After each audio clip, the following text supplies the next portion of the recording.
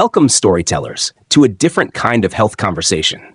You've heard the promises: lose 10 pounds in 10 days, get the body of your dreams with this one weird trick. You've likely tried them, and you've likely felt the quiet disappointment when the results didn't last. What if the problem wasn't your willpower, but your strategy? Today, on Health Storytellers, we aren't talking about another diet. We're diving deep into the human mind. We're exploring the hidden forces that shape our every bite, our every choice. This is the behavioral science of weight loss, why diets fail, and how to build lasting habits. Prepare to understand yourself in a whole new way and to discover a path to change that is not about restriction, but about liberation. Let's begin our story. It began, as it often does, on a Monday. For Alex, the weekend had been a familiar cascade of indulgence. A rich slice of birthday cake at the office party, a comforting, oversized portion of pasta for dinner, a few too many glasses of wine that promised relaxation but delivered only a groggy haze. The feeling that Sunday night was not one of joy or satiation, but of a subtle, pervasive bloating, both physical and emotional. As he stood on the bathroom scale the next morning, watching the digital numbers flicker and finally settle into a territory he had sworn he would never see again, a familiar, steely resolve hardened within him. Enough. This was the week. This was the turning point. He spent the evening in a flurry of determined activity.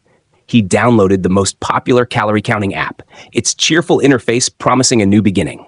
He meticulously logged his weight and his ambitious goal. A pilgrimage to the grocery store yielded a refrigerator transformed into a monument of virtue. Crisp kale, lean chicken breast, plain Greek yogurt, and a rainbow of vegetables. He felt a surge of control, a clean slate optimism that was powerfully motivating. The first day was a triumph of willpower. He navigated the office kitchen, ignoring the pastries, and consumed his pre-portioned salad with a sense of pride. The second day was a struggle. A dull headache pulsed behind his eyes, and his stomach growled with a persistent emptiness he interpreted as progress. By the third day, the siren song of a colleague's box of fresh donuts became unbearable. The rationalizations began. I'll just have half. I'll work out extra hard tonight. But one bite of the sugary glazed dough unraveled everything. By Friday, the entire meticulous structure had collapsed in a quiet, private avalanche of delivery pizza and a profound, aching sense of self-recrimination. He had, once again, broken the promise he made to himself. If Alex's story feels hauntingly familiar, you are far from alone. We inhabit a culture paradoxically obsessed with dieting and wellness, yet simultaneously plagued by rising rates of obesity, metabolic syndrome, and deeply disordered relationships with food. We are caught in a multi-billion-dollar cycle of pursuit and failure, a relentless hamster wheel where each revolution leaves us feeling more defeated, more frustrated, and more profoundly convinced that the flaw lies within us. A weak will, a broken metabolism, a fundamental lack of discipline deserving of blame. But what if we have been fundamentally misdiagnosing the problem? What if we have been looking at the challenge of weight loss and sustainable health through a lens that is inherently flawed and incomplete? For decades, the public conversation surrounding weight management has been overwhelmingly dominated by the field of nutritional science. We are inundated with information about the intricate dance of macronutrients, the precise calculations of the glycemic index, the complex metabolic pathways of ketosis, and the antioxidant properties of superfoods. This scientific knowledge is, without question, vital. It provides the foundational what, the biochemical principles of what our bodies consume and utilize. However, this focus fails spectacularly and repeatedly to address the far more complex, deeply human question. Why do we eat the way we do, even when we possess the knowledge of what we should be doing?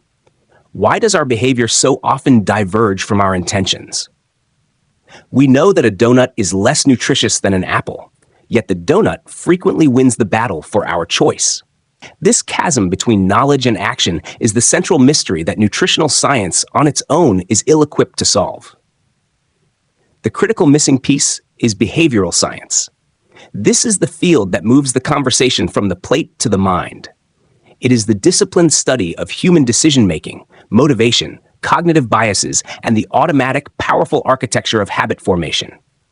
From this vantage point, the nearly universal failure of traditional diets is not a mystery born of individual inadequacy. It is a predictable, almost inevitable outcome of a model that is psychologically unsustainable. Consider the very structure of a traditional diet. At its core, it is an exercise in massive simultaneous restriction. It demands an overnight overhaul of our entire deeply ingrained relationship with food. It imposes a set of complex external rules: no carbohydrates, no sugar, no processed foods, no eating after 7 p.m., point systems, rigid meal timing. This approach, while seemingly logical, triggers a powerful primal psychological response known as reactance.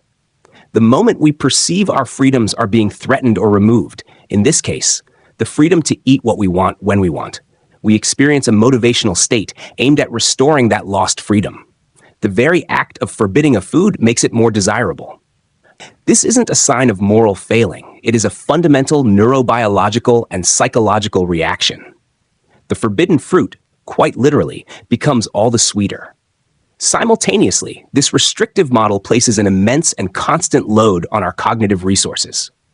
The prefrontal cortex, the part of our brain responsible for executive functions like self-control, planning, and deliberate decision-making, is like a muscle. It can be remarkably strong, but its energy is finite, and it fatigues with use. A diet, with its endless stream of micro-decisions and acts of denial, places this muscle under perpetual strain. Every no to a coworker's offering, every calculated choice at a restaurant, every moment spent resisting a craving depletes this precious resource. By the end of a long, stressful day, this mental muscle is often exhausted, leaving us vulnerable to the impulsive, emotion-driven parts of our brain that seek immediate gratification and comfort. This explains why willpower so frequently crumbles in the evening, a phenomenon dieters know all too well. Furthermore, diets are inherently temporary by design.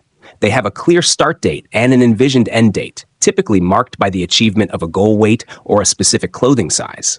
This creates a powerful psychological finish line.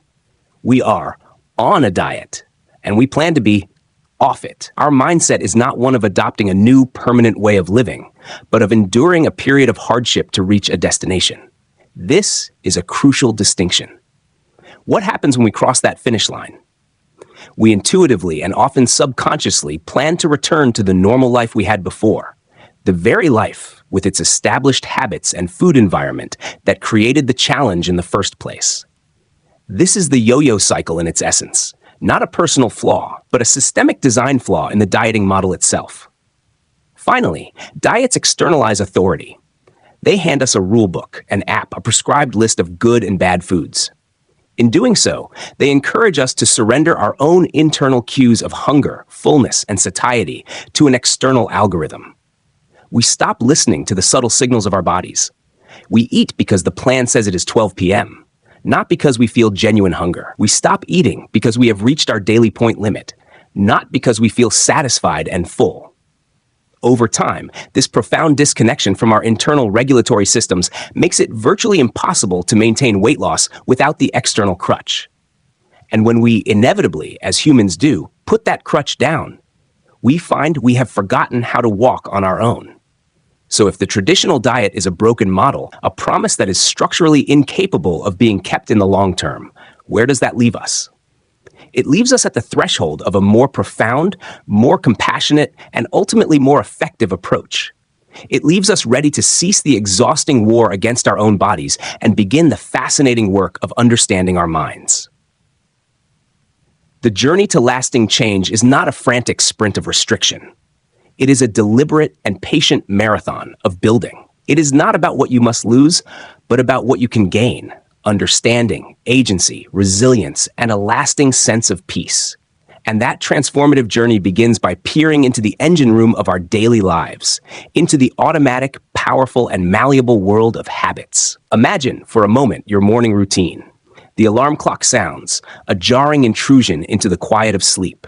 Your hand moves, seemingly of its own volition, to silence the noise. You rise, navigate the path to the bathroom, and your fingers find the toothbrush and toothpaste without a single conscious command. You have performed this intricate ballet of motions thousands of times, your mind free to plan the day ahead or simply linger in a state of semi-consciousness.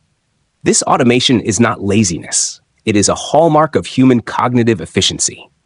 It is the power of habit in action, the mind's brilliant evolutionary solution for conserving precious cognitive energy by outsourcing frequent behaviors to the realm of the automatic.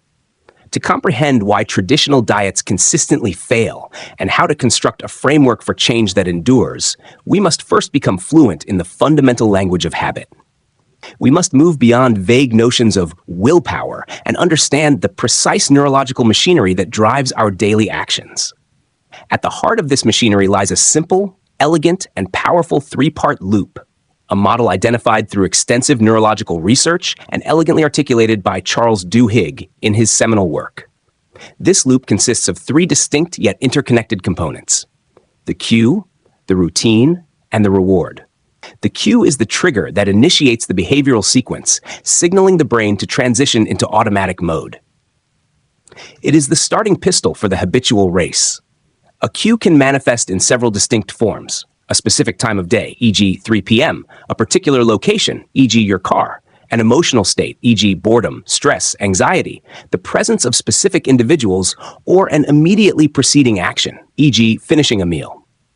The brain learns to associate this cue with the execution of a subsequent routine. The routine is the behavior itself, the set of physical, mental, or emotional actions you perform. This is the most visible component of the habit loop. It is the walk to the kitchen, the opening of the cabinet, and the consumption of a cookie. It is the act of scrolling through social media upon hearing a notification. It is the pattern of negative self-talk that follows a minor mistake. The routine is what we typically identify as the habit, but it is merely the outward expression of a deeper neurological process. The reward is the positive reinforcement the brain receives upon completion of the routine. This is the component that teaches the brain whether this particular loop is worth remembering and repeating in the future. The reward is not always the literal, physical sensation one might assume. For instance, the reward for eating a cookie in the afternoon is not merely its sweetness. The true reward might be the temporary distraction from a tedious task, the sharp rise in blood sugar that combats a midday energy lull, or the few minutes of social reprieve gained by walking to the break room. The brain conducts a swift, subconscious calculation. Aha! The cue of feeling fatigued and unfocused at 3 p.m. was effectively addressed by the routine of eating a cookie, which provided a temporary boost in energy and focus. This loop has value. Let's cement it. Through repetition, this neurological circuit, cue, routine, reward, becomes increasingly automatic and efficient. The connection between the cue and the reward strengthens to the point where a powerful sense of anticipation or craving emerges. This craving is the engine of the habit loop. It is the brain's motivated desire for the expected reward when it encounters the familiar cue. The behavior becomes so deeply ingrained that it operates largely below the level of conscious awareness, running on a well-worn track that requires minimal executive oversight. This process is not a character defect. It is a core feature of the human operating system, a system that allowed our ancestors to conserve mental resources for more immediate threats and complex problems. Now, let us apply this framework to our relationship with food and the narrative of our protagonist, Alex. For Alex, a powerful and established habit loop might look like this. The cue is walking through the front door after a long, mentally draining and stressful day at work. The routine is heading directly to the pantry, retrieving a bag of salty potato chips and mindlessly consuming them while still standing in the kitchen. The reward is the numbing, sensory experience of the salty crunch, which provides a mental buffer, a momentary escape from the accumulated pressures of the day. The brain has successfully engineered a highly efficient, if ultimately unhelpful, habit to manage the transition from work stress to home life. What is the impact when a traditional, restrictive diet collides with this powerful, entrenched neurological loop? The standard approach is to launch a direct, forceful assault on only the routine component. It issues a command. When you get home from work stressed, you must not eat chips. It relies almost exclusively on the force of conscious will to suppress the behavioral response. Critically, it fails to offer a viable alternative routine and often misunderstands or ignores the underlying psychological need driving the desire for the reward. It simply creates a behavioral void. The cue still fires with its predictable regularity. The brain, conditioned to expect the reward, still generates a powerful craving. The prefrontal cortex, the seat of self-control, is then tasked with the exhausting and ultimately unsustainable job of resisting this deeply wired impulse indefinitely. This is a neurological battle that conscious willpower, a resource known for its limitations and fatigability, is statistically destined to lose. The secret to sustainable change, therefore, is not to attempt to break habits through sheer force. This is a fight against our own neurology. The more intelligent and effective strategy is to outsmart the existing loop, to reshape it. We cannot simply erase the cue. Stress after work is a reality of modern life. We cannot simply ignore the brain's desire for a reward. The need for relief and transition is legitimate. However, we possess the conscious ability to change the routine. The objective is to engage in a process of behavioral debugging. This requires a stance of non-judgmental curiosity. The first step is to consciously identify the components of the loop. What is the precise cue? What is the true reward being sought? Once these elements are brought into the light of awareness, we can begin to experiment with new, healthier routines that deliver the same or a similarly satisfying reward. Returning to Alex's scenario, the investigation might reveal that the true reward of the chip-eating routine is not the chips themselves, but the psychological signal of a shift from professional demands to personal time, a moment of comfort and mental disengagement. With this understanding, Alex can experiment with new routines designed to satisfy the same core need. Perhaps the new routine could be changing out of work clothes immediately upon entering the home into something more comfortable. It could be brewing a cup of flavorful, calming herbal tea and sitting quietly for 5 minutes while practicing deep breathing. It could be taking a brief, brisk walk around the neighborhood to physically and mentally reset. This process of habit reshaping is inherently gradual and iterative. It is a practice of experimentation, not of instant perfection. It revolves around asking two fundamental questions. What is this habit truly doing for me? And subsequently, what is a kinder, more sustainable way to meet that same underlying need? However, to engage in this delicate and intentional work of neurological rewiring, we must operate from a position of cognitive strength. We need our executive mental resources to be available for this conscious effort. This critical prerequisite brings us directly to the single greatest misconception that derails personal change: the pervasive and culturally reinforced myth of willpower as an unlimited virtue. Our cultural narrative venerates willpower. We speak of it in the language of heroism, as if it were a mighty sword wielded by the disciplined to slay the dragons of temptation. We observe individuals who appear to possess it in abundance and often attribute their successes to a superior moral character, an innate strength of spirit. Conversely, when our own resolutions falter, we internalize the failure as a personal shortcoming, a definitive lack of this critical virtue. I just don't have any willpower, we sigh, framing it as an unchangeable genetic trait, a fixed and fatal flaw in our constitution. Behavioral science offers a radically different and ultimately far more liberating perspective. Willpower is not a stable character trait. It is a finite cognitive resource. A more apt metaphor is not a sword, but the muscle of the prefrontal cortex, the region of the brain responsible for executive functions such as focus, impulse control, and complex decision-making. And like any muscle, it possesses limited stamina and fatigues with sustained use. This phenomenon is formally known as ego depletion, a concept pioneered by social psychologist Roy Baumeister through a series of landmark experiments. His research demonstrated that acts of self-control draw upon a shared pool of mental energy, and exerting willpower in one task diminishes our capacity for it in subsequent unrelated tasks. Every conscious, effortful decision we make throughout the day draws from this finite reservoir of mental energy. The cognitive load of navigating a difficult commute, focusing on a complex report, managing emotional responses in a tense meeting, or simply deciding what to wear or what to make for dinner. Each of these acts of executive function depletes the resource. By the time an individual is faced with a significant temptation in the evening, the allure of the dessert in the refrigerator, the siren call of the couch over the gym, their willpower muscle may be profoundly depleted. Under this model, failure is not primarily a result of weakness. It is the predictable consequence of a system that has been overloaded, leaving insufficient fuel for the final, demanding challenge of the day. The traditional diet, with its myriad rules and restrictions, functions as a willpower annihilation machine. It demands a constant stream of new, conscious decisions, each requiring the negation of an established desire or the navigation of a complex nutritional rule. No to the croissant at breakfast. No to the cream in the coffee. No to the birthday cake in the break room. No to eating after 8 o'clock. This unremitting cognitive friction, this constant low-grade strain of self-denial, systematically exhausts mental reserves. It is a strategic error of the highest order, effectively setting the individual up for a catastrophic willpower failure when their cognitive resources are at their lowest ebb.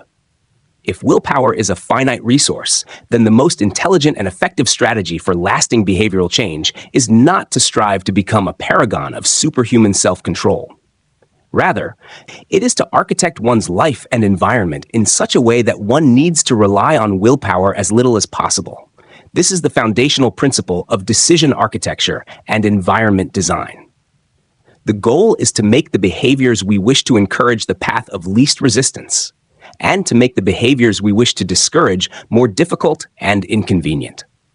This philosophy can be translated into several practical, high-impact strategies. First, and most fundamentally, is the strategy of reshaping the physical environment. A significant portion of what we misidentify as a lack of willpower is actually a failure of environment design. Willpower is often a grueling, moment-by-moment contest between an individual and a visible, accessible, and highly tempting stimulus. The most elegant solution is to change the environment so the contest never occurs. If a nightly ice cream habit is problematic, the solution is not to rely on nightly willpower to resist it. The solution is to make a single, proactive decision at the grocery store to simply not purchase ice cream. The one-time act of saying no at the store requires a fraction of the willpower needed to say no to the tub in the freezer every single night for a week. Conversely, desired behaviors can be made effortless. Washing, chopping, and storing fresh vegetables in clear containers at the front of the refrigerator makes the healthy choice the easy choice. Placing unhealthy snacks in opaque containers in a hard-to-reach cupboard introduces a friction cost that reduces impulsive consumption. This is not about removing freedom of choice. It is about structuring the choice architecture to automatically favor long-term goals over short-term impulses. Second, the implementation of implementation intentions, a concept from goal-setting research, can conserve cognitive resources. This is an academic term for a simple but powerful technique, pre-deciding one's response to a specific future situation. Instead of relying on depleted willpower in the moment, one creates a pre-programmed if-then plan. For example, if it is 12:30 p.m., then I will eat the lunch I prepared and brought from home. Or, if my colleague offers me a pastry, then I will smile and say, "No thank you, I've just eaten." By scripting the response during a calm, planned moment, the cognitive burden is shifted from the emotionally charged, resource-depleted state to the prefrontal cortex when it is fully operational. When the if scenario arises, the then response is triggered with a much lower requirement for conscious effort and willpower. Third, a critical strategy is the conscious reduction of decision fatigue. The sheer number of trivial decisions we make about food throughout the day. What should I have for lunch? What should I have for dinner? Do I have the ingredients? Should I just order takeout? Erodes our willpower reserves. This is a primary reason why practices like meal prepping are so effective for sustained dietary management. Its power lies not only in its nutritional control, but, perhaps more importantly, in its cognitive conservation. By dedicating a single block of time on a weekend to plan and prepare several meals, one eliminates dozens of draining micro-decisions throughout the week. This proactive approach protects precious willpower for the unexpected challenges and necessary self-regulation that the week will inevitably bring. By thoughtfully designing one's environment and pre-planning behavioral responses, one ceases to fight a losing battle against human psychology and instead begins to work in concert with it. This approach creates a world where the healthy choice is the default choice, the path of least resistance. This strategic conservation of mental energy is what then frees up the necessary cognitive resources for the most important work of all, the patient, gradual and systematic building of new positive habits that are so small, so easy, and so well supported that they require almost no willpower to sustain. Within the realm of high-performance sports, one of the most remarkable and documented transformations was that of the British cycling team. For more than a century, British cyclists had achieved minimal international success, considered mediocre at best on the world stage. This trajectory shifted decisively in 2003 with the appointment of a new performance director, Dave Brailsford. His philosophy was deceptively simple, yet revolutionary in its application. He introduced a strategy he termed the aggregation of marginal gains. Brailsford reasoned that if the team could systematically improve every single facet related to competitive cycling by just 1%, the athlete's nutrition, their training regimens, the biomechanics of the bicycle seat, the weight and aerodynamics of the equipment, the fabric of their racing suits, their sleep hygiene, and even the cleanliness of the team truck to reduce illness. The cumulative effect of these tiny incremental improvements would compound into a staggering and decisive overall advantage. The results of this approach were nothing short of spectacular. Just 5 years later, at the 2008 Beijing Olympics, the British cycling team dominated the competition, winning an astounding 60% of the gold medals available. 4 years after that, at the 2012 London Olympics, they set 9 Olympic records and 7 world records. This phenomenon demonstrates the profound power of the compound effect, a principle stating that small, seemingly insignificant improvements, when applied with consistency over time, yield extraordinary and often nonlinear results. This very principle serves as the fundamental cornerstone for constructing lasting behavioral change. Human psychology is often captivated by the allure of radical, immediate transformation. We are drawn to narratives of complete overhauls, of going from a sedentary lifestyle to running a marathon within a matter of months, or of replacing an entire dietary identity overnight. However, these monumental leaps are inherently unstable because they represent a systemic shock. They depend upon large, unsustainable bursts of motivation and willpower, two resources that are, by their nature, transient and unreliable. The alternative, championed by behavioral scientists like B.J. Fogg with his tiny habits methodology and James Clear in his work on atomic habits, is to begin with a behavioral standard so minimal that failure is virtually impossible. This approach necessitates a pivotal shift in focus, from the magnitude of the outcome to the consistency of the practice. The primary objective is no longer the ambitious end goal, but the unwavering repetition of a minuscule behavior. B.J. Fogg's model provides an elegantly simple framework for this. Behavior equals motivation plus ability plus prompt. For a behavior to occur, all three elements must be present simultaneously. Given that motivation is an unpredictable and fluctuating variable, the most reliable path to behavior change is to maximize ability, to make the behavior incredibly easy to perform, and to ensure a clear and consistent prompt triggers it.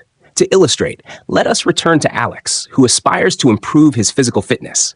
His initial, ambitious goal is to jog for 30 minutes every morning before work. On the first day, propelled by high motivation, he successfully completes the run. On the second day, the effort feels more considerable. By the fifth day, it is raining, he is sleep-deprived, and the prospect of a 30-minute jog feels like an insurmountable mountain. He remains in bed. This single failure carries a disproportionate psychological weight, feels like a negation of his entire effort, and is profoundly demoralizing. Now, let us re-engineer this goal using the tiny habits method. The new habit is not jog for 30 minutes. The new habit is put on my running shoes. That is the entire behavior. The prompt is straightforward. After I pour my morning coffee, I will put on my running shoes. This action requires less than 10 seconds and demands almost no motivation. It is, for all intents and purposes, impossible to fail. Alex performs this tiny behavior every day for a week. Some days, after donning the shoes, he might think, I am already wearing them. I might as well walk to the mailbox and back. And he does. On other days, he does not. The critical point is that he successfully executes his intended habit of putting on the shoes every single day. He is no longer building a running habit. He is building a habit of consistency and a reinforcing identity as someone who reliably follows through on his commitments. He is creating a chain of successes. After a week or two of flawless consistency, the next tiny step can be introduced. After I put on my running shoes, I will step outside my front door and walk for 1 minute. Once again, the bar is set so low that success is almost guaranteed. Over weeks and months, these tiny foundational behaviors naturally and often effortlessly expand as the individual's identity and comfort with the activity grow. The new, healthier habit loop is being cemented not through struggle and deprivation, but through ease, repetition, and the positive reinforcement of success. James Clear's framework of the 4 laws of behavior change provides a complementary and practical blueprint for this process. Make it obvious. Q. The running shoes are placed directly next to the coffee machine, serving as an unmissable visual prompt.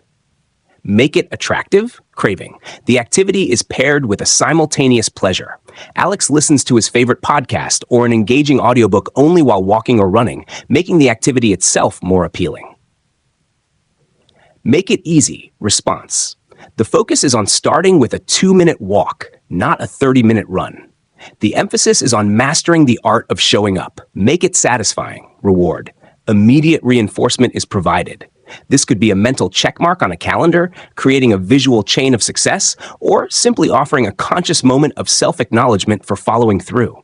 This methodology can feel slow.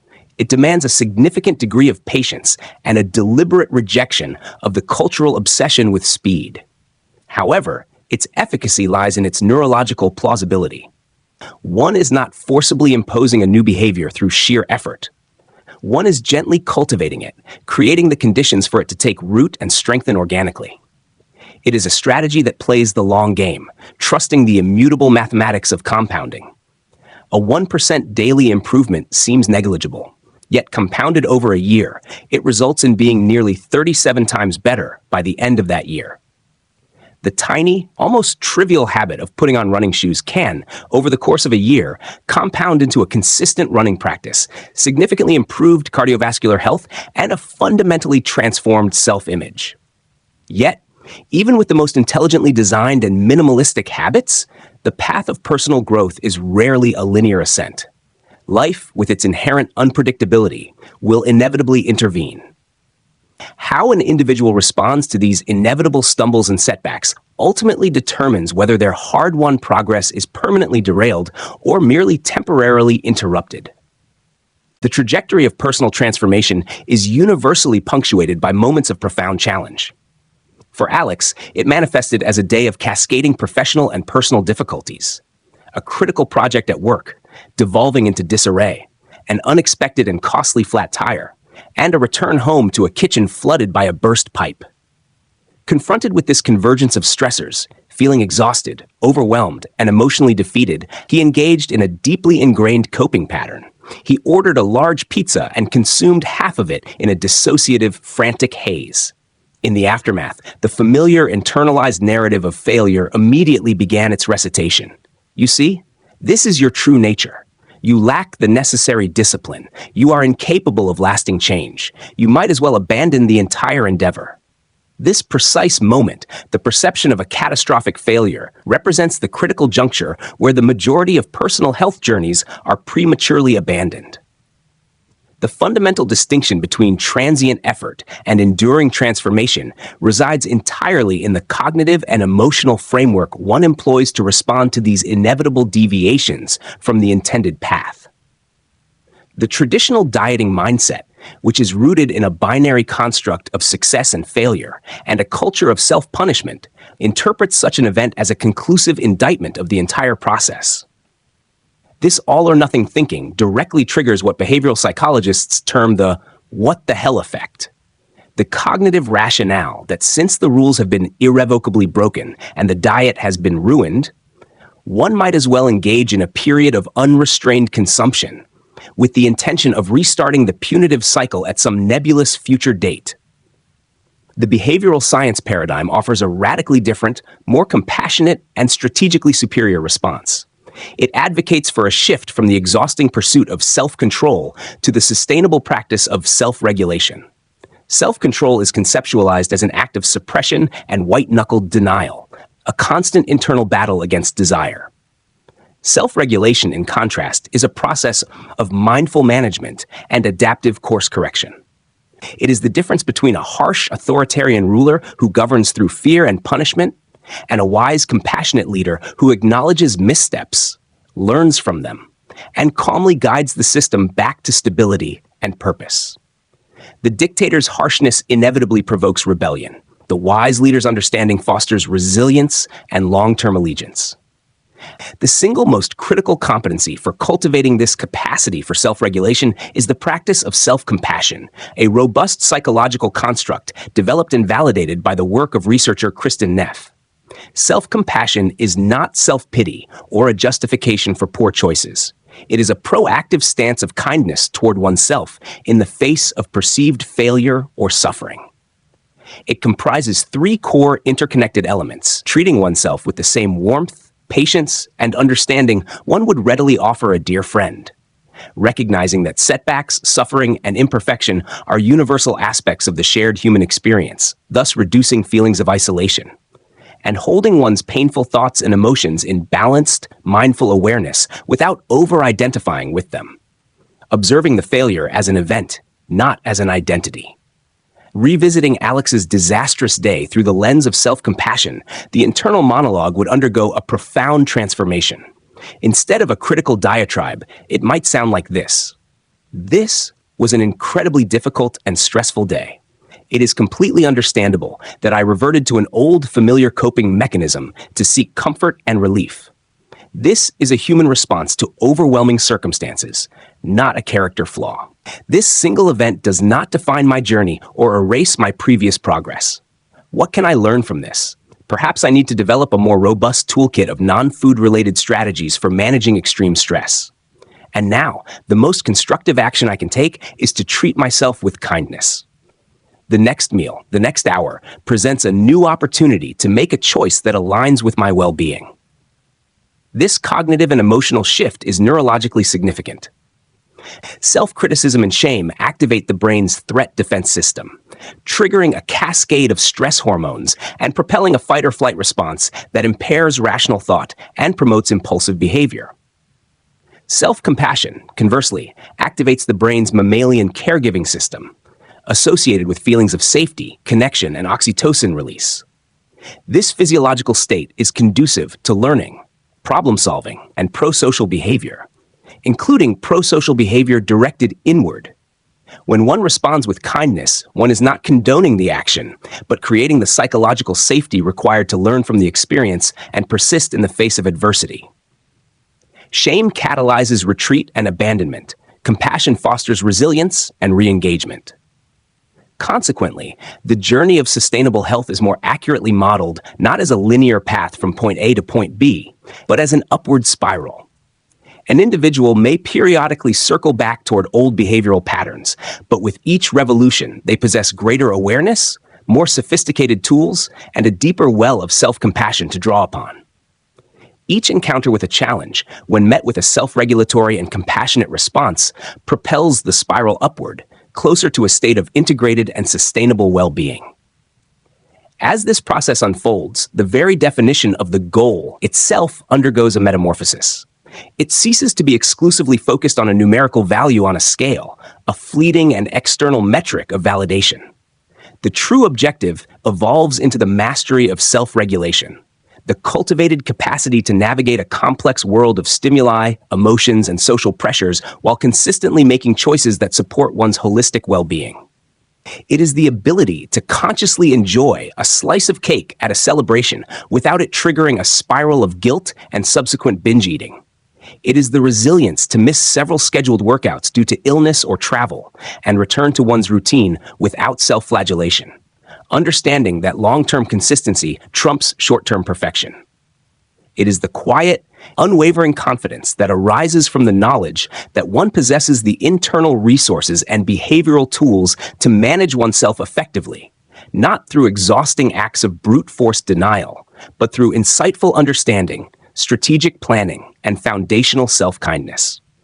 This journey reframes the individual not as a machine to be programmed with a rigid set of dietary commands, but as a complex, dynamic, and adaptive human being, possessing a unique history, emotional needs, and a profound capacity for growth.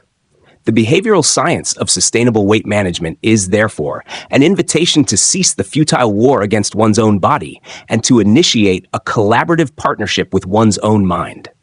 It is an invitation to become the intentional architect of one's environment, the patient cultivator of incremental habits, and most importantly, a compassionate ally to oneself throughout the entire process.